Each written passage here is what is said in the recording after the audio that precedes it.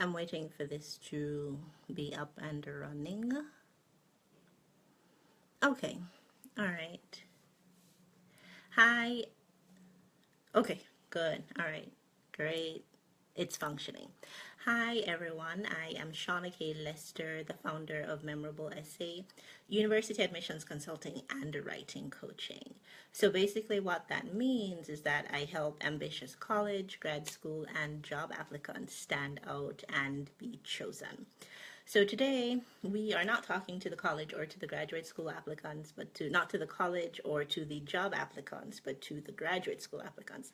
So this one is specifically for grad school applicants. And we are going to be talking about 6 ways to make your application process to grad school easier, because who doesn't want to have a process that is easier? So if you kind of stick around the Memorable Essay community in any way, you're going to hear me talk a lot about the very first point. So it is the first point today because I think it's so important. All right, so if you're applying to grad school, the very first thing that you need to do to make your process easier is to understand why you are applying. And so you might have goals, like you might think, okay, in a year I want a master's in such and such, or I want a PhD in such and such, so I'm going to grad school.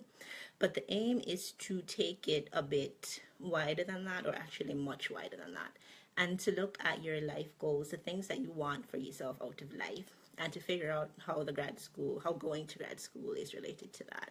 So, for instance, if you're in a job where one of your major goals, or for you personally, if one of your major goals is to be like the lead of a team, like to be a principal researcher or something like that, and in your field, as in not in the current job, in the entire field, it's not possible for you to do that without having some kind of advanced degree, and you only have a first degree, you only have a bachelor's, then that means that you want to go to grad school, because getting that degree is going to be so important to fulfilling something that you want to do with your actual life, with your whole life.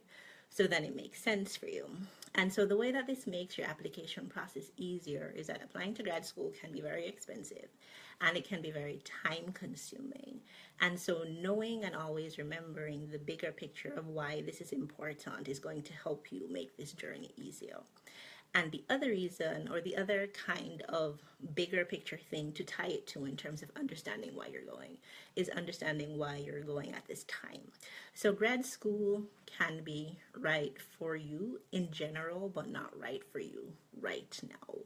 And so, knowing why this is the key point, like, have you been thinking about this all year? Can you not function at work anymore? Or can you not really focus in your classes anymore?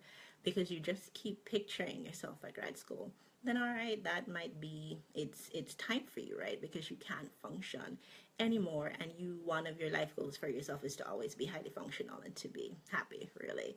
So it's time for you to go, and then of course you think about whether all of the other responsibilities that you have will allow you to go at this time. All right, so that's the very first point, is to understand why you are applying. I have my notes.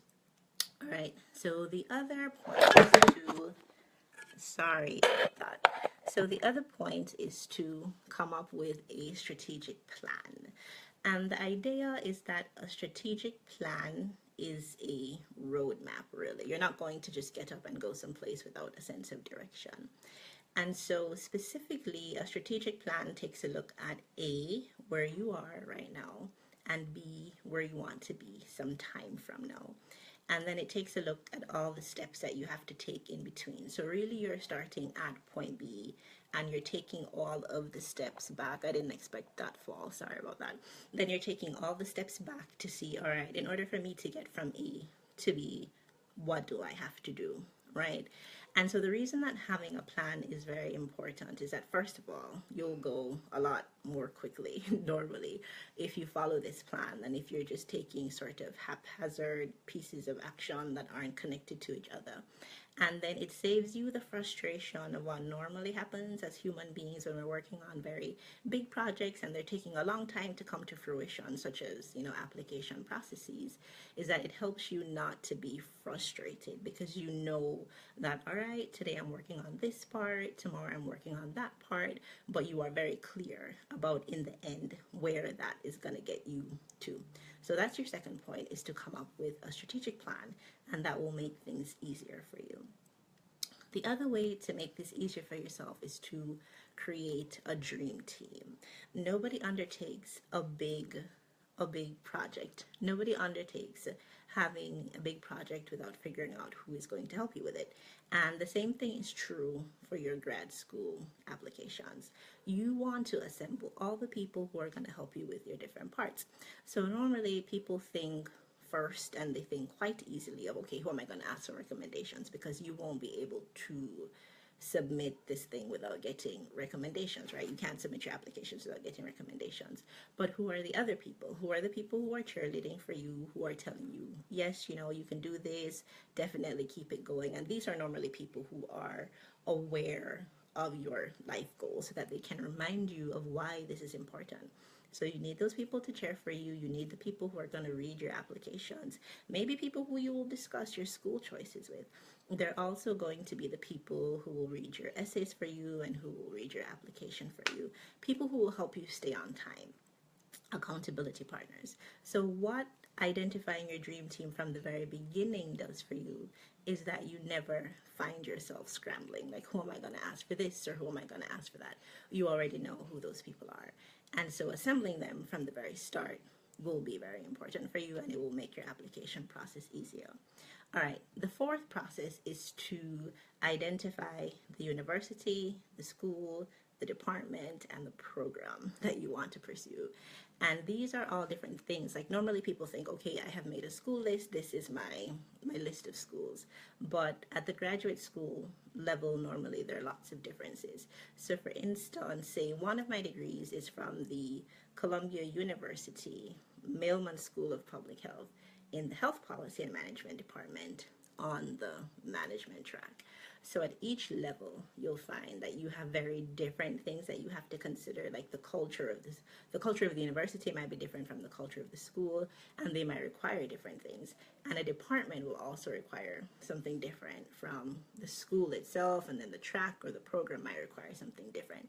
The reason to understand these things is that it helps you to make a very good list of schools when it's time for you to apply to your school, so you can have a good mix. So normally people think of mix in terms of, this is a reach school, this is a safe school, this is a school that is a perfect fit. But then you also want a list that is a mix in terms of what are the different cultures at the school, what are the financial aid packages or the money or the scholarship money offered by these schools.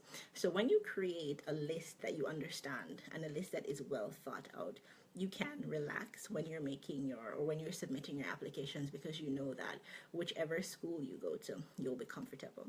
But another reason why this research step is absolutely important is that when it comes time to write your personal statements, you want to have a very thorough understanding of the school and of the programs and of what you are pursuing.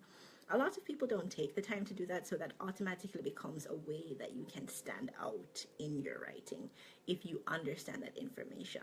So scrambling to research the school in a thorough way, not in a surface kind of way, in a thorough way, when you're writing can also be quite stressful. So to make your job easier, you do your research at all the different levels from the very beginning. All right, and so number 5 is to apply to only as many schools as you need to in order to be admitted.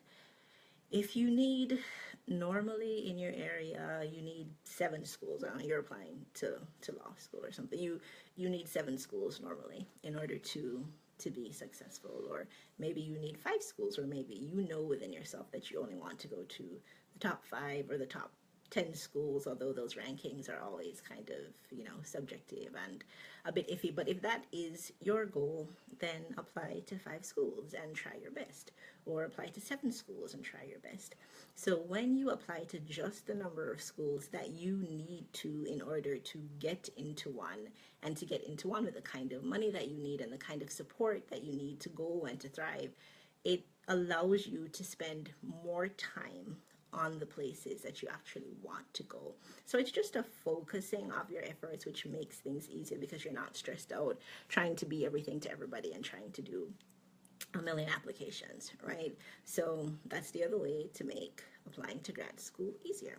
And number 6, which is very important, which isn't always possible, but if you're hearing this in advance, you can definitely make plans for that, is to leave 6 to 12 months to apply to grad school. And the reason is that this is a very robust process. It's even more robust for people who have those very challenging standardized test entrance exams, right?